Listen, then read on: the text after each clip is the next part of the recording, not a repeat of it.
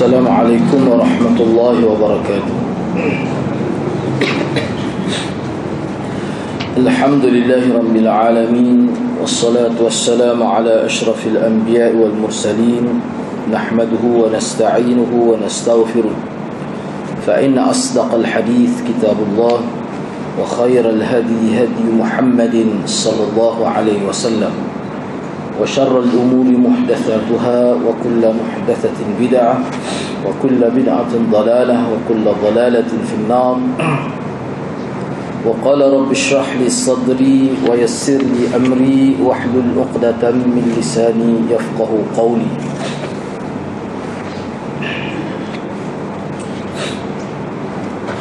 Alhamdulillah, bersyukur kehadrat Allah Subhanahu wa taala kerana dapat bersama pada malam ini. InsyaAllah pada malam ini kita nak sambung perbincangan berkenaan dengan sahabat, iaitu berkenaan dengan Amirul Mukminin Umar bin Al-Khattab radhiyallahu anhu. Jadi kita ni masuk fasal yang kedua, yang mana fasal yang pertama kita membicarakan tentang Sayyidina Abu Bakar As-Siddiq. Jadi fasal yang kedua ini adalah berkaitan dengan Amirul Mukminin Umar bin Al-Khattab, yang begitu banyak kelebihan seperti mana yang terdapat dalam hadis-hadis Nabi sallallahu alaihi wasallam. Dan beliau ini digelarkan Al-Faruq, iaitu orang yang dengan masuknya Islam maka jelas nyata perbezaan antara hak dan batil.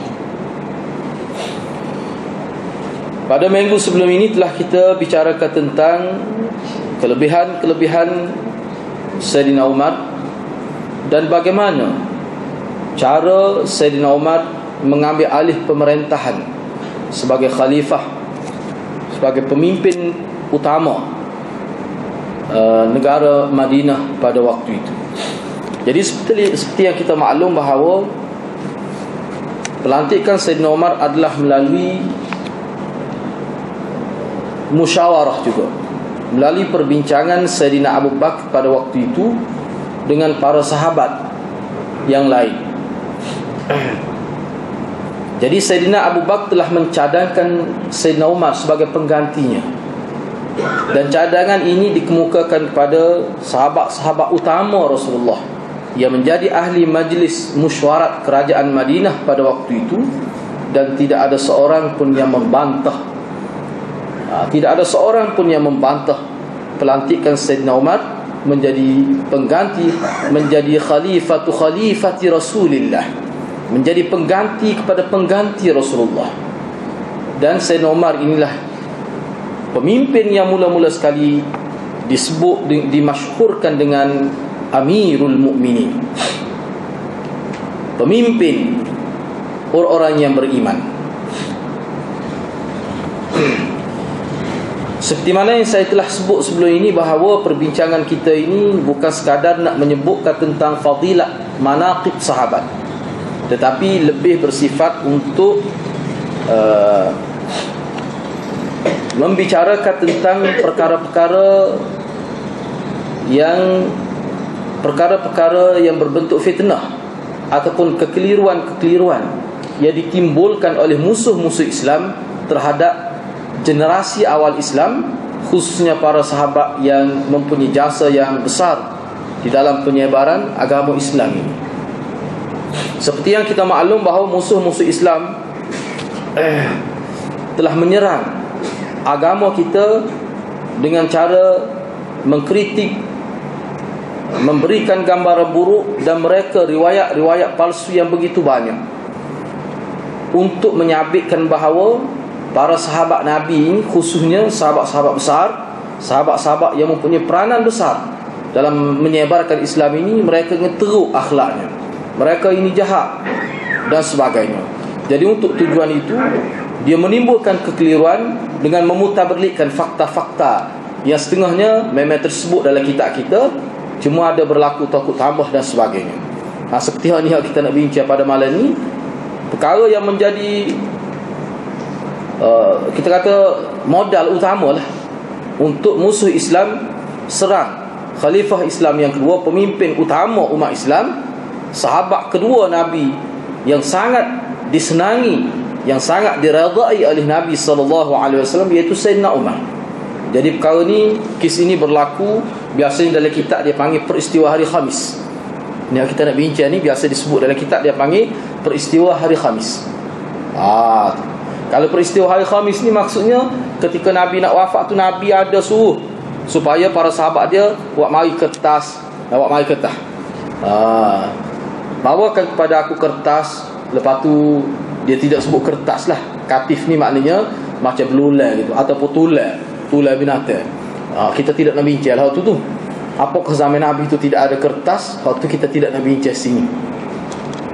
Ya Allah, kita ada kertas zaman Nabi. Nah, jadi perkara itu boleh bincang semula lah tu. Cuma kukuk mana pun Nabi minta supaya dibawa sesuatu untuk ditulis. Di situ kira-kiranya para sahabat ni ada berbeza pandangan. Ada setengah kata tak payahlah kan.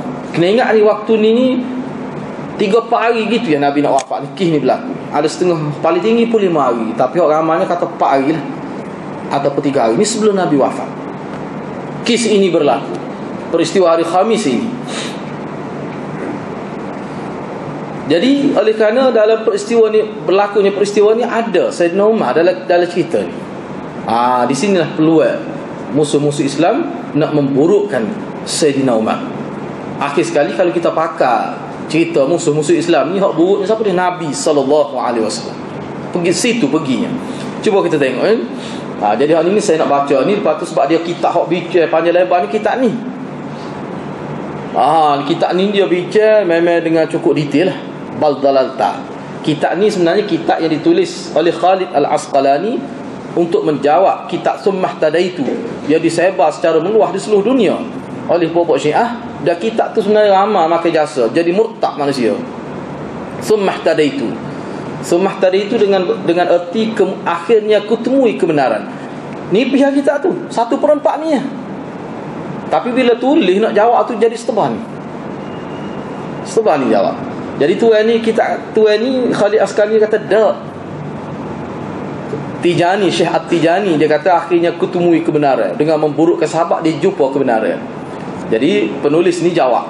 Ni orang Islam jawab. Dak, dia kata bal dalata, bahkan mu sesat, tidak mendapat petunjuk. Nama apa kita Kashfu Abatil At-Tijani fi kitabihi Summah Tadaitu.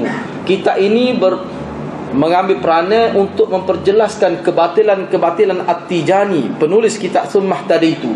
Di dalam kitab dia Summah Tadaitu. Ni dia bahas panjang. Ni bincang dengan panjang. Jadi kita akan sebutlah. Cuma saya nak baca ni dulu. Kita baca ni dulu. Lepas tu kita akan tengok. Ni tidak nak baca. Kalau nak baca ni panjang. Cuma saya akan buat kesimpulan berdasarkan pada ni lebih halus lagi. Dalam kitab ni perbincangan lebih detail, memang lebih terang lah. Semua dalam ni agak ringkas. Kita ambil dalam kitab ni dulu. Sebab kalau nak bahas secara detail tu, dia jadi panjang sangat lah. Cuma kita naknya dia ambil poin, faham tak? Biar faham. Sebab kitab Summah Tadaitu tu merupakan senjata Syiah, itu kitab propaganda. Biasanya manusia ni, biasanya orang Islam jadi tukar mana ambil Syiah sehingga tolak Islam tu. Ambil Syiah tu kerana kitab tu lah Summah Tadaitu.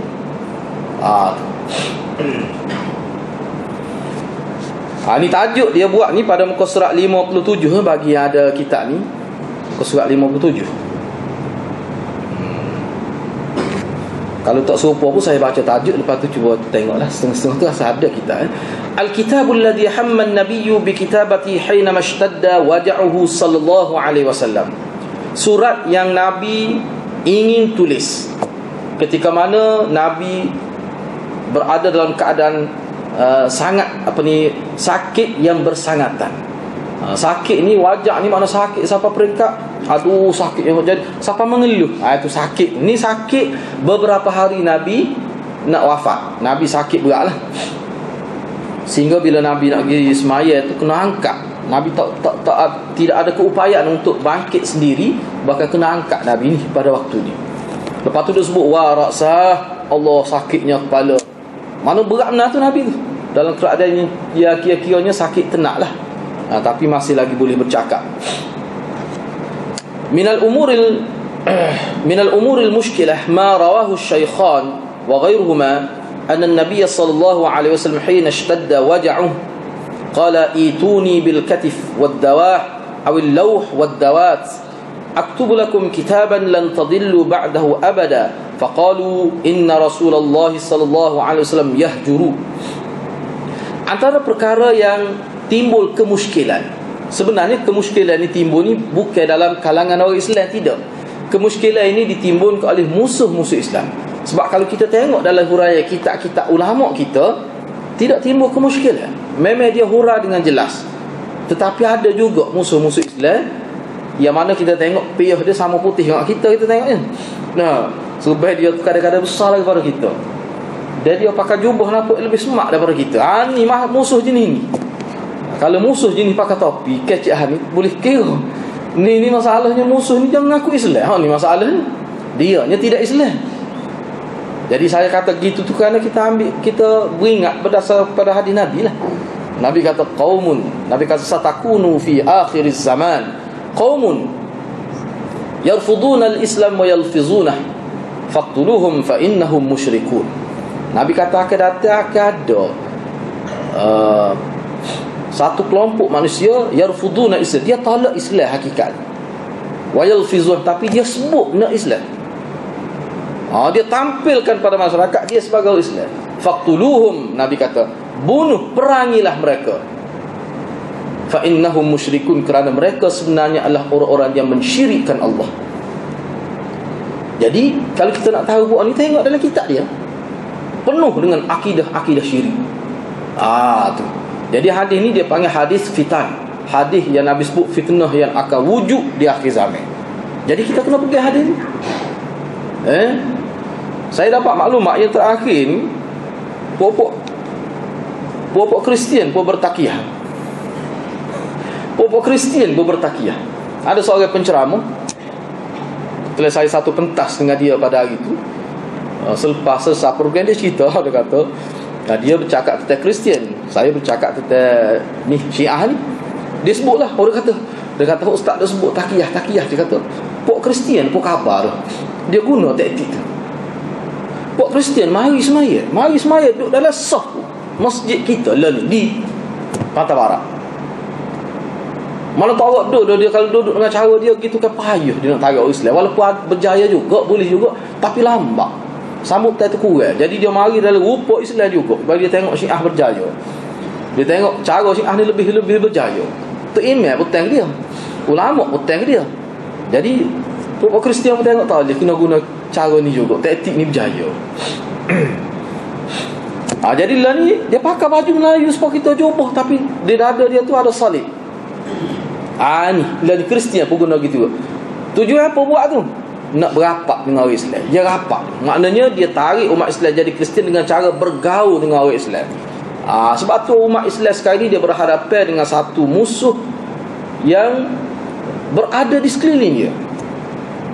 Dia tak akan kenal. Lihat pada rupa zahir mereka, dia tak akan kenal. Mana kalau dia tengok zahir gini, sah dia tak kenal. Sebab tu umat Islam sekarang ni perlu diberi ilmu, perlu diberi maklumat. Kita mengenali manusia daripada percakapan mereka. Kita mengenali manusia daripada tindak tanduk mereka. Kita boleh tahu. Tapi kalau umat Islam sendiri pun jahil, hak jahil ni lah. Hak jahil ni. Kita kena ingat hadis Nabi sebut tu, alaikum bil jamaah tu, wajib kamu berada dalam jemaah kumpulan orang Islam tu. Nabi sehingga Nabi gambarkan seperti kambing yang keluar daripada kumpulan dia disambal di serigala. Kita jangan faham secara literal begitu. Dalam konteks saya, kita kena faham umat Islam maknanya walaupun duduk dalam satu jemaah, tapi kalau jahil seperti lari daripada jemaah hakikat. Sebab dalam jemaah tu musuh kamu. Tu kena ingat. Jadi jemaah tu jemaah ahli sunnah. Jemaah ahli sunnah yang faham ilmu, mesti diberi pendidikan kepada masyarakat ni. Lepas tu pendidikan ni ada tak kena ingat zaman sekarang. Sebab tu kalau kita tengok cara ulama kita, ilmu apa yang kita perlu, ilmu tu menjadi fardu ainnya. Sekarang ni ilmu apa yang kita perlu? Kita ni pemain ngajar pekoh tidak berlaku anjakan. Sedangkan manusia sudah berkembang. Manusia sesat ni bukan kisah pekoh dah. Kisah lain manusia sesat sekarang ni. Kita tak ubah lagi sukat pelajaran di masjid pun tak ubah lagi. Sukat di peringkat menengah pun tak ubah lagi. Sedangkan pelajar-pelajar kita bila masuk ke universiti terdedah kepada kesesatan yang begitu luas sekali. Jadi benda ni bagi saya perkara yang perlu umat Islam faham segera benda ni. Bukan bertangguh lagi. Sukatan kita ni, sukatan ni kadang-kadang tidak mampu nak memberi satu nilai, satu benteng kepada anak-anak kita. Umur 17, 18 tahun. Dia tak tahu apa satu. So dia kok kita mari masjid ni pun pening lagi. Cuba bayangkan anak-anak kita pergi universiti. Enggak Syiah ni lama apa syarah Syiah. Enggak bila dia mengajar anak kita, dia mengajar mesti dia mengajar kat dia bagi jahat. Orang jahat ni dia cerdik. Jangan ingat orang jahat ni bodoh. Kadang-kadang orang jahat ni cerdik, liar pada kita. Nak menipu mana kalau tak liar. Dia tahu dah kelemahan kita mana. Dia tak setuh bab benda ni. Dia adalah cara dia tu. Saya pernah tengok soalan puasa. Soalan puasa akhir, sem terakhir. Senarai ke-10 kesalahan ajaran Ahlus Sunnah yang bercanggah dengan Quran. Tu saya pernah tengok soalan. Di UKM. Kebetulan pelajar tu dia sayang pada abang saya lah. Dia mari rumah saya. Saya pun bercakap dengan dia tentang Syiah ni lama dah sebelum saya kahwin lagi. Lama dah cerita ni. Dia pun tunjuk soalan. Bila saya sebut seorang profesor tu, dia kenal profesor tu, dan dia tu ngaji dengan profesor tu dah. Profesor tu tengah hidup-hidup lagi lah ni. Pencen lah nak ayat ni. Cuba fikir. Jadi bila dia buat keluar soalan tu, maknanya sama ada sukat teh tu ada dalam bentuk sukat teh muqarrar universiti ataupun sukat teh tu berbentuk syarah daripada pensyarah. Huraian pensyarah. Sebab kalau kita ngaji universiti ni, dia apa yang pensyarah ulas itu juga termasuk dalam periksa. Tidak semesti yang muqarrar yang ada bercetak itu tidak mesti. Kadang-kadang pensyarah ni dia tengok tu dia hurang lah. Hurang tu dia kata ini poin penting. Tu cara profesor. Kenapa? Pelajar tu tak tulis buat nota. Nota tu mahal. Kadang-kadang dia masuk periksa tu. Jawablah. 10 ajaran Ahlus Sunnah bercanggah dengan Quran. Jawab. Nak pas periksa? Enggak dia duduk dengan pelajar ni bertahun-tahun. Cuba fikir lagu mana. Enggak manusia nak jadi sesat ni dia lambat juga. Bukan sesat lalu. Dia makan proses juga. Proses masa tu. Jadi benda tu dia sangat bahaya. Sangat bahaya. Bahaya.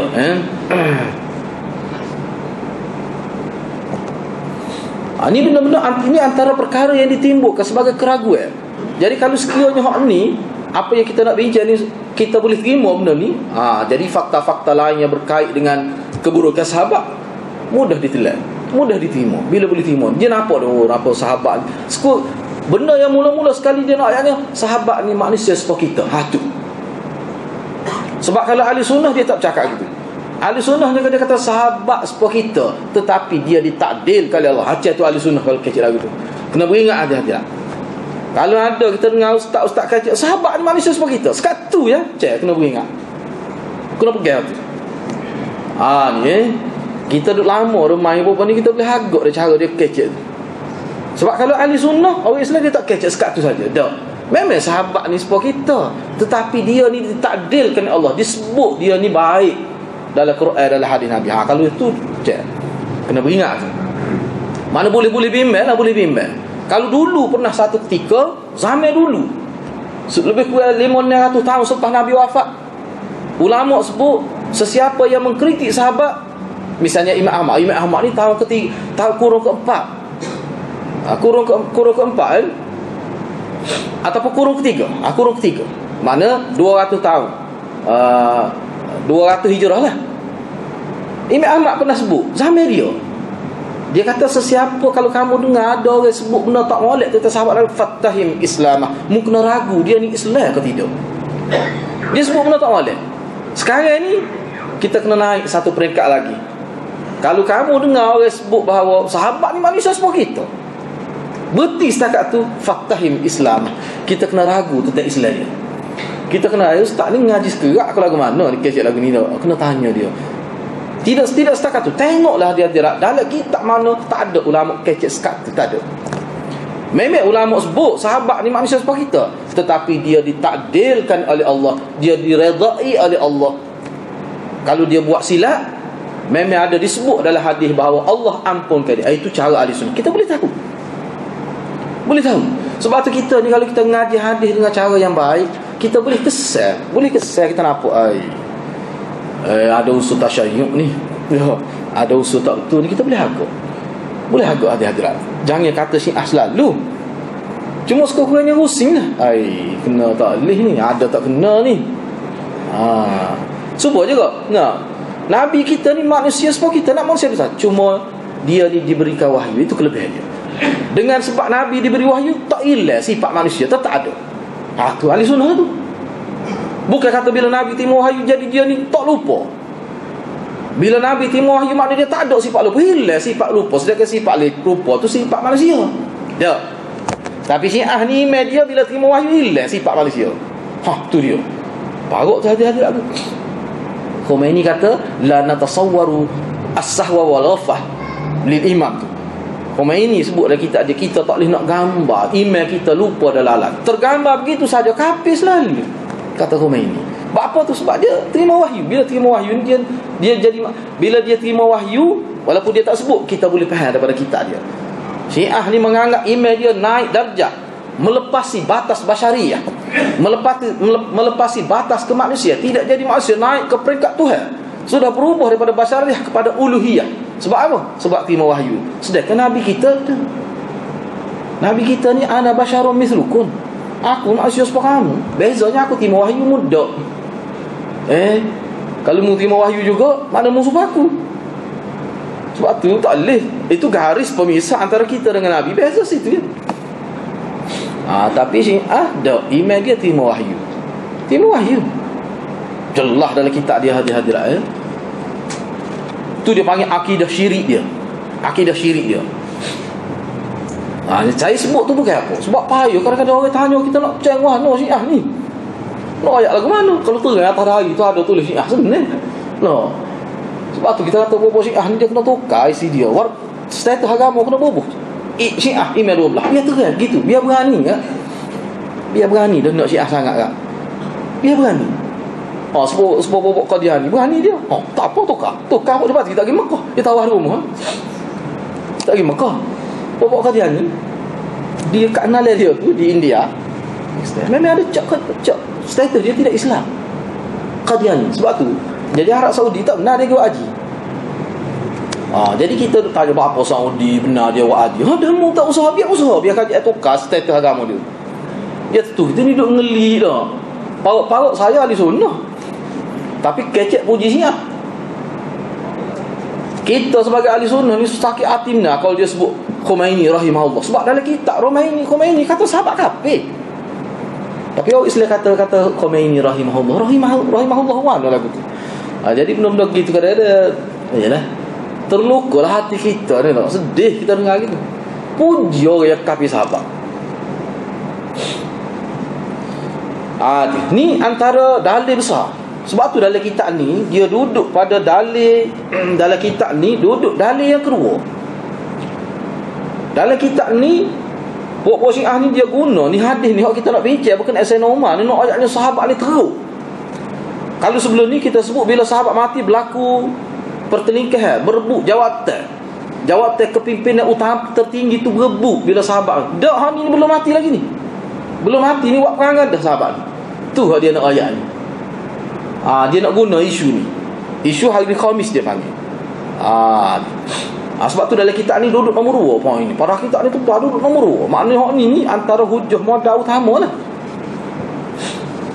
Jadi antara perkara yang menjadi kemuskilan adalah hadis yang diriwayatkan oleh Bukhari Muslim. Dia guna ni. Tengok hadis dalam kitab Bukhari kamu ada. Dalam kitab Muslim kamu ada sebut. Enggak kita bila ngaji Bukhari.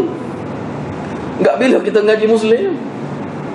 Ada dah lah di Kelantan kita ustaz ni kena hak ni sebutin kejut pak hari ni tak kecek bahasa. Tapi kalau kecek sama saya Syiah kafir. Bila nak masa ceramah tak berani buat apa Syiah saja. Benda ni dalam kitab kamu tu. Dia tak je kelih buat ni dalam kitab Bukhari. Kita tu kata Bukhari kitab yang sesahih paling sahih selepas Quran. Kita pun tak pernah baca. Sah nak khatam baca pun dah. Tak baca je tak tahu.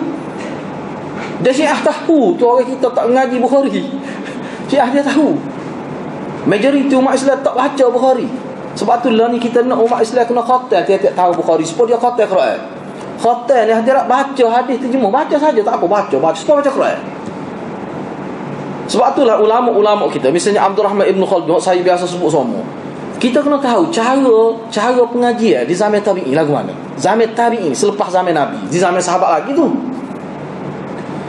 Tabi'in kata, aku ajar Quran, ajar hadis-hadis Nabi tentang sahabat dan sebagainya seperti mana aku ajar Quran. Mana anak aku ni bukan aku ajar Quran saja, aku ajar Quran, lepas tu aku ajar hadis sepenting Quran. Ni Quran, ni hadis. Siapa dah? Sayyidina Umar riwayat. Kena kenal lah Sayyidina Umar siapa. Sebagai satu sukat nombor 2. Kita panggil subjek trust. Pertama Quran, yang kedua hadis Nabi. Dalam hadis itulah dia sebut tentang sahabat. Sebab tu anak-anak tabi'in dia kenal sahabat ni siapa. Dia tak tukar Umar kapun dia dengan Umar zaman Nabi. Dia tak tukar. Ni zaman tabi'in. Seterang sebut dalam kitab Imam Suyuti pun sebut gitu. Jadi nak buat lagu mana dia hajazah. Orang kita ni tak kenal sahabat ni. No. Tak kenal. Lepas tu masalahnya kita pusing juga lah ni. Benda ni bukan orang kampung tak sedar. Kita kata orang agama pun tak sedar lagi. Pentingnya ni sukatan. Masalah pekoh, masalah apa, kata orang kita boleh mengajar. Sebenarnya orang dengar dia boleh mengajar dari pekoh tu. Dia tak tukar darah hid darah nifah tu. Kalau tukar lagi buat benar dia. Dia tak tukar waktu tu. Jadi sepatutnya kena ada anjakan dia naik setakat lagi. Mana kita ngaji pekoh, ngaji hadis dah pula. Situ boleh ambil peluang perkenalkan sahabat kepada hadirin, kepada masyarakat ini. Baru kita nampak. Cuba kita tengok lah dulu. Ni bukan kita nak merendahkan ulama dulu. Ulama dulu dia berjaya dengan kadar dia lah. Sumbangnya dia, kita tak lewat setara tu. Cuma selepas dia mati, kita hidup zaman kita, apa pula sumbangnya kitanya? Itu persoalannya. Kita tidak mempersoalkan dia, mempersoalkan kita. Apa yang kita buat? Kalau dulu ulama kita berjaya sehingga semua orang reti baca Quran, itu satu kejayaan dah tu. Cumanya hadis tidak seperti itu. Tu kita ambil lah peluang tu. Kena sedar lah benda tu, kekurangan itu. Jangan nampak kekurangan orang, tak nampak kekurangan kita. Jadi benda ni hadirin dan hadirat, saya nak sebut benda kita ni hak sebut ni. Sebab tu saya fikir benda ni penting. Di universiti tak ada ni mengaji sebagai satu pengajian kepada pelajar, tak ada. Sebab pengalaman saya pergi ke beberapa universiti, kita bercakap benda ni, dia kata tak ada satu sukat tem. Memanglah atas nama sukat tem memang tak ada. Tetapi mana dibincang dengan serius oleh pensyarah-pensyarah pun tak ada. Hak kita bimbangnya pensyarah bila turun ke kampung, Muawiyah sepuluh kita jenis gila kuasa juga. Tu ada. Turun ke Kelantan, dia profesor ni. Tidak profesor doktor, tak profesor lagi dah. Dia doktor, PhD lah. Bila sebut tu sirah, sebut tu Muawiyah. Muawiyah ni manusia sepuluh kita, gila kuasa. Boleh sebut lagu tu. Padahal kalau bahasa lagu tu zaman tabi'in dulu, hamba tubik dalam masjid. Tak layak nak mengajar ni. Kalau tak erti, duduk dia, kecak erti sudah lah. Berat tu kata gitu kepada Muawiyah tu. Mungkin Muawiyah sahabat dijamin syurga kali Nabi SAW. Kita tak tahu jasa dia. Padahal Muawiyah ni orang mula-mula sekali cipta zaman dia lah, zaman dia meretah lah, zaman dia jadi ketua tentera lah. Zaman Sayyidina Umar, dia mula-mula sekali redah lautan atas armada pun kapal perahu ada dah masa tu. Kita kata kapal dagang untuk pergi negara ada dah, tapi kapal perang tak ada. Zaman dia lah mula-mula kapal perang bawa Islam ke seberang laut dengan maksud untuk sebar agama. Jadi cerita ni Nabi sebut masa Nabi hidup. Nabi kata umat aku akan datang ada dengan begitu megah berada di atas kapal perang, armada perang, bawa Islam. Tak berlaku kecuali zaman Muawiyah. Dan Muawiyah duduk atas kapal tu, duduk depan sekali. Cerita Titanic ni duduk depan sekali dengan begitu megah sekali. Kenapa? Kerana Islam. Kita nak kata mudah-mudah kawan ni pergi perang zaman Nabi dah, pergi perang. Lepas Nabi wafat pergi perang lagi. Kita mudah-mudah nak kata gila kuasa. Ya kita ni kulit tak pernah berlama pun tak pernah jatuh ke agama. Boleh kita nak kecek lagu tu. Apa ke jahil? Kita erti. Dia tak kenal molek Muawiyah ni. Itu masalahnya dia. Dia kena kenal sahabat ni.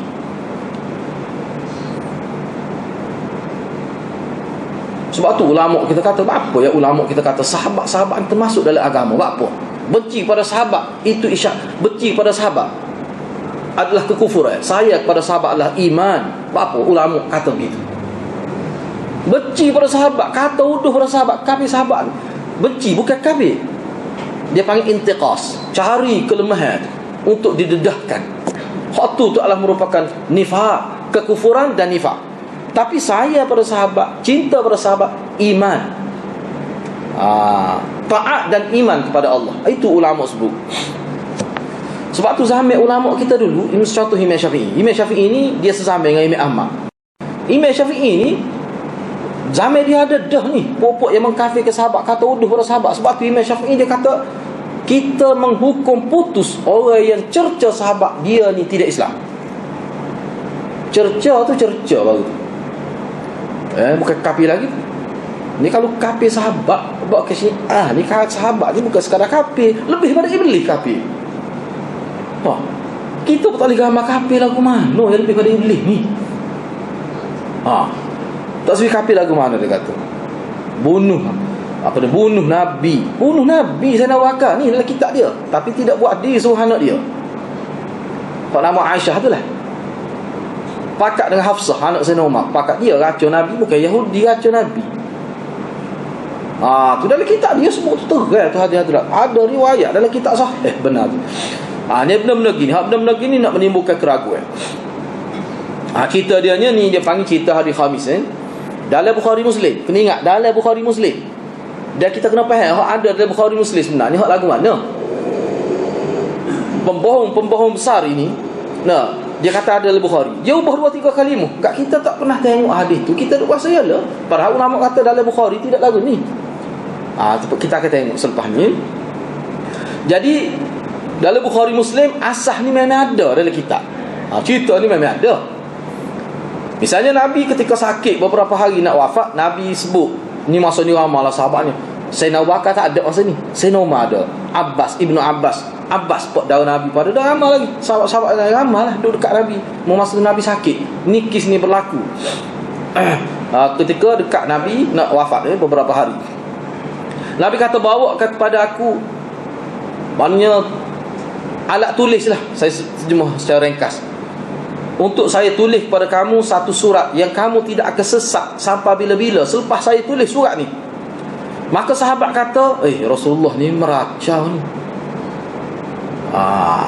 Yahjuru ni makna kecek ngapa lah. Tak keharuan, tak terkecek jadi tak apa itu. Tak boleh ni sakit. Masa ni Nabi, raksah dari riwayat kata, kadang-kadang ambil kain letak atas muka, pensel, lepas tu sedah mula ni ketika ni. Dalam riwayat lain ada sebut gitu. Ini sebab dia dalam Bukhari ada 7 riwayat. Kita tahu ni saja. Dalam Bukhari ada 7 riwayat. Dalam setengah riwayat menyebutkan bahawa para sahabat bila Nabi minta untuk tulis satu surat yang kira-kiranya kalau tulis tak sesak lah, maka sahabat tanaza'u, mereka berselisih pendapat. Ada yang kata marilah biar Nabi tulis. Ada setengah kata tu tak payahlah, moga Nabi duduk tengah sakit ni, nak menulis apa lagi, dah ada khabar tak khabar ni. Tu berlaku khilaf.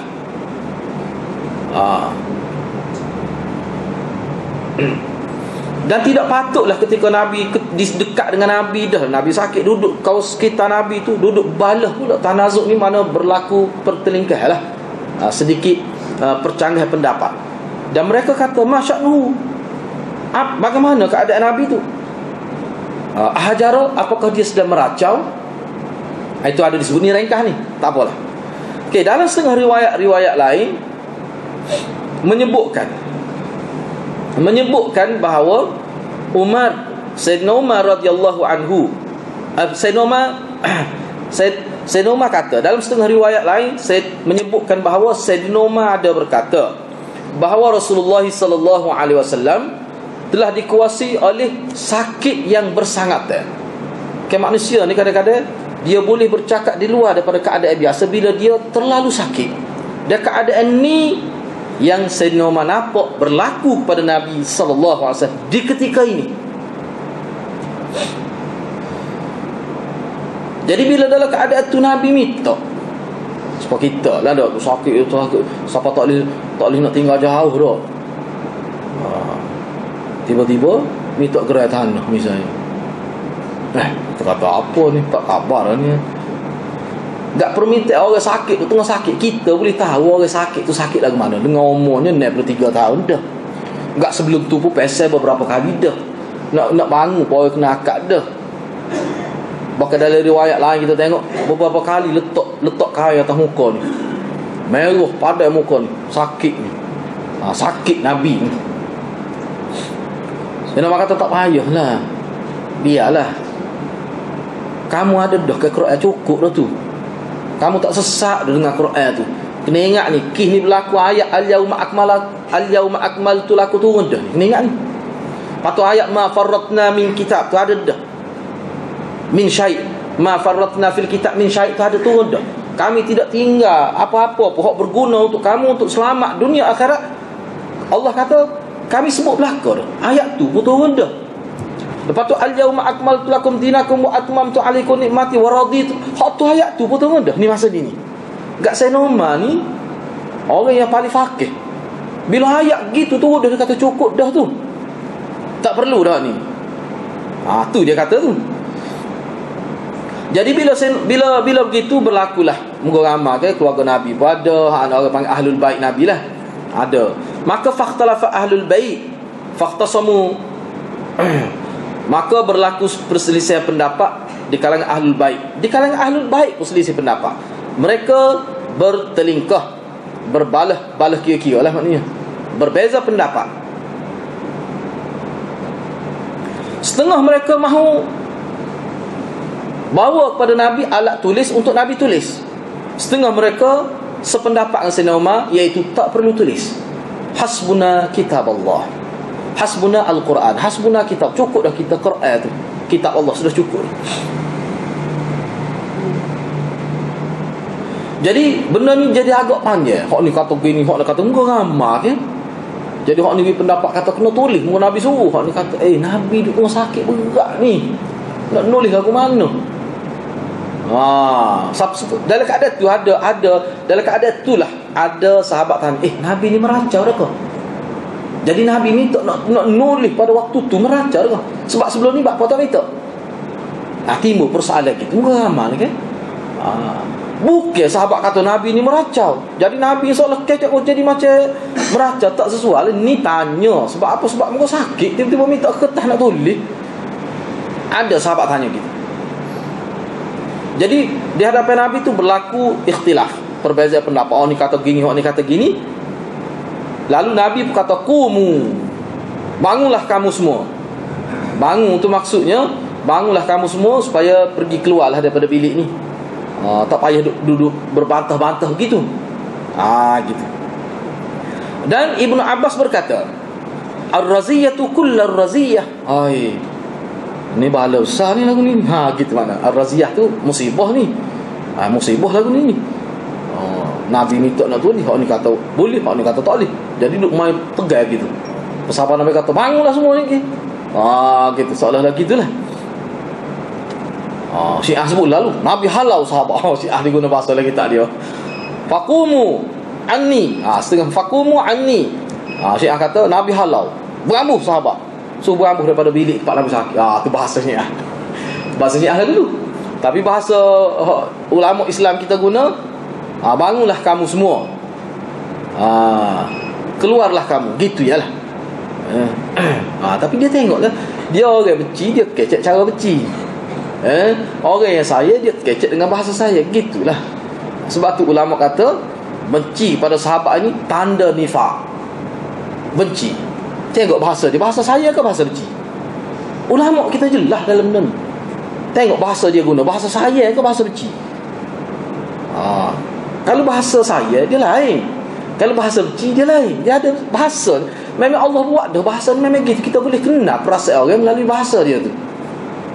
Kita boleh kenal. Kalau dia benci, apa dia benci? Dia kena rayak lah apa dia benci. Apa yang dia mau benci sangat ke sahabat ni? Apa? Cuba ya. Kalau datang masjid dia tak rayak. Kita saya ke sahabat. Dia tak rayak. Kalau dia rayak benci ke sahabat, ke mana pun orang umat Islam kita ni terkejut lagi kalau kata gitu. Terkejut.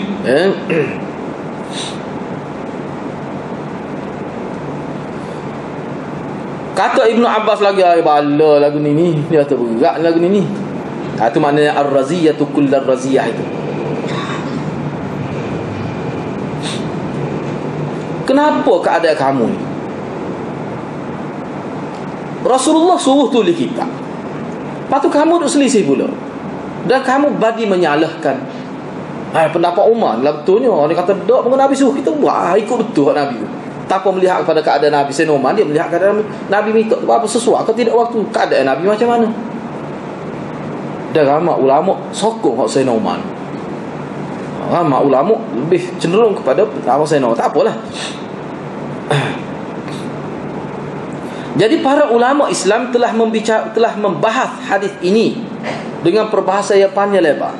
Yang mana perbahasan itu boleh menyembuhkan ataupun boleh menyebabkan jadi hilang dahaga orang yang dahaga, dan boleh merawat keraguan-keraguan yang timbul.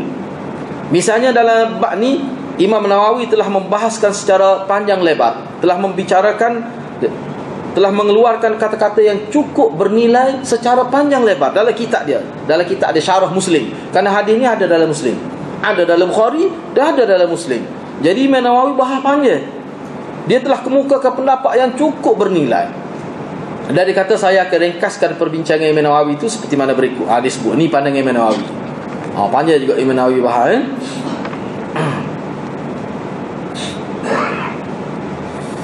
Kata Imam Nawawi menyebutkan dalam Syarah Muslim, dia kata ketahuilah. Ni di bawah hadis ni lah. Ni kita cuba kita tengok dulu Imam Nawawi, lepas tu kita bincanglah. Ketahuilah bahawanya Nabi SAW adalah maksum, terpelihara daripada dusta. Sebab dusta ni sifat yang mazmumah. Allah pelihara Nabi daripada sifat tu. Nabi tak akan terkena perbuatan kadzib, bohong, dusta dan sebagainya. Itu maknanya Allah pelihara, maksum. Jadi maksud kalau kita kata ada sifat kemana, sifat hak biasa lah. Sifat hak biasa, hak tidak buruk. Misalnya mengantuk, lupa, rasa lapar, berasa nak makan nasi laut pagi pergi cari kedai, itu sifat benda gitu. Hak rutin, hak biasa. Nah, pergi kedai, lepas tu rasa sedih dengan terkesan dengan sesuatu yang berlaku, sedih, rasa suka tengok, gembira rasa, itu hak sifat biasa. Tapi dusta ni bukan sifat biasa. Itu sifat mazmumah, itu sifat yang tercela itu. Orang tu tak boleh. Orang kafir pun tak rasa tu. Orang kafir pun benci. Kalau dia tahu pemimpin dia pelawak dah, dia tak sih. Dia suruh mahkamah lalu. Kamu nak ada skandal tak apa, tapi kamu kena mengaku lah. Tak boleh kata dok pada ada. Tak boleh. Kalau ayat betul, ada perempuan simpan dia ke tidak? Kalau ada tak apa. Tidak ada pelik pun kita, ada tu. Tapi jangan berlawak. Kata tak ada, pada ada. Tu tak boleh. Maknanya orang kafir pun benci pelawak ni. Orang kafir pun benci. Kita pun tak tahulah Syiah ni kafir biasa mana. Kita pun tak tahu. Ni ajaran dia lah maksudnya. Jangan pula silap. Kita bukan kata semua Syiah tu kafir, tidak. Kita tidak gitu. Ni ada ajaran lagu ni. Misalnya mengkafirkan sahabat. Mengkafirkan sahabat. Sebab kalau ada Syiah kata Sayyidina Abu Bakar Maulid, itu tidak Syiah sebenarnya. Tak lah. Tak tu. Sebab Khomeini kata dalam kitab dia kata beza antara Syiah dengan Ahli Sunnah ni antara mengkafir ataupun tidak mengkafirkan sahabat. Itu garis pemisah di antara Syiah dengan Ahli Sunnah. Tu garis dalam kitab dia. Khomeini dia gitu. Dia mati pun kitab dia kita boleh baca lagi. Dia tinggal tu benda tu pada kita, supaya kita tahu hakikat dia tu siapa. Jadi kita boleh baca.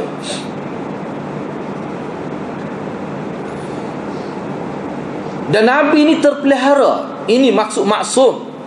Sebab tu dia sebenarnya hadirat kita umat Islam kena jelas apa maksud maksum Nabi, biar kita faham kan.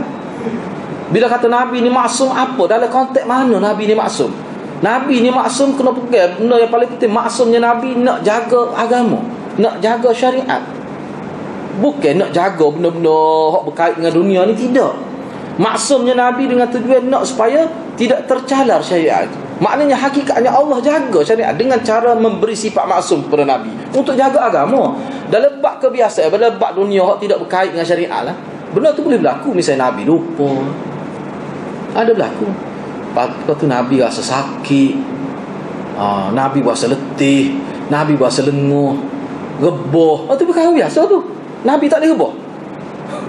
Lepas tu Nabi tak boleh patah gigi. Apa tak boleh? Memang Nabi patah gigi tu. Dalam peperangan luka Nabi, pecah kaki Nabi, sepak batu. Sebut belaka tu tadi. Tu tidak masuk bab tu. Bab tu tidak masuk.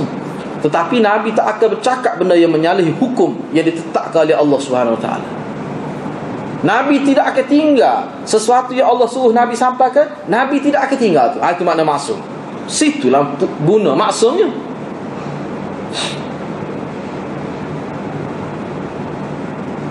Jadi Nabi tidak akan ubah mana-mana hukum syariat, sama ada ketika sihat ataupun ketika dia sakit.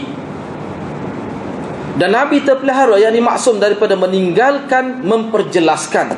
Apa yang diperintahkan Nabi jelaskan. Dan Nabi maksum daripada tidak menyampaikan apa yang diperintahkan Allah supaya Nabi sampaikan. Itu Nabi maksum dalam bab. Nabi tidak maksum daripada sakit. Nabi sakit. Maksum Nabi ni tidak menafikan Nabi akan sakit. Nabi ada sakit, tak ada. Ini Imam Nawawi semua ni. Tokoh Syafi'i lah ni. Tokoh mazhab kita. Ulama kata kalau tak ada Imam Syafi'i, orang tak, kalau tak ada Imam Nawawi, orang tak kenal mazhab Syafi'i. Siapa begitu ayatnya besar kedudukan Imam Nawawi dalam konteks mazhab Syafi'i ni. Imam Nawawi ni. Maksumnya Nabi tidak menghalang Nabi nak sakit, lepas tu terdedah pada tubuh Nabi sakit, tercala, luka dan sebagainya. Tak ada masalah tu. Bahkan benda tu berlaku, hak kita panggil sifat manusia tu, kalau berlaku kepada Nabi, sedikit pun tidak mencalarkan ketinggian darjat Nabi tu. Tidak. Dan tidak boleh merosakkan syariat yang Nabi bawa. Kerana hak tu dia tak kait dengan syariat tu. Nabi rebah. Nabi rebah. Itu tidak syariat tu. Tak boleh kita nak buat rebah kata. Tak boleh. Cuma bila Nabi rebah, Nabi kata gapo. Itu syariat. Allahu Akbar tu, la haula wala quwata. Tu syariat tu. Nabi makan, orang kafir Abu Jahal makan dah masa tu. Sebelum tu Abu Jahal makan dah. Jadi Nabi ajar cara nak makan dia kena tangan kanan. Baca doa bismillah, pakai ada doa. Tu syariat. Semata-mata makan itu tidak syariat. Jadi waktu naluri dia panggil, sifat tabi'i manusia. Jadi insya-Allah kita bincang semulalah ni, panjang juga ni. Jadi muqaddimah saya sebut tu biar kita faham. Biar kita faham sebab apa? Sebab tidak diperjelaskan dengan baik ya. Maksud Nabi itulah mana? Dia kena jelas tu. Apa maksud Nabi itu maksud? Biar kita faham. Maksud dari aspek mana? Jadi insya-Allah kita akan sambung semula perbincangan ini pada minggu hadapan ya. Saya setakat itulah, wabillahi taufiq hidayah. Assalamualaikum warahmatullahi wabarakatuh.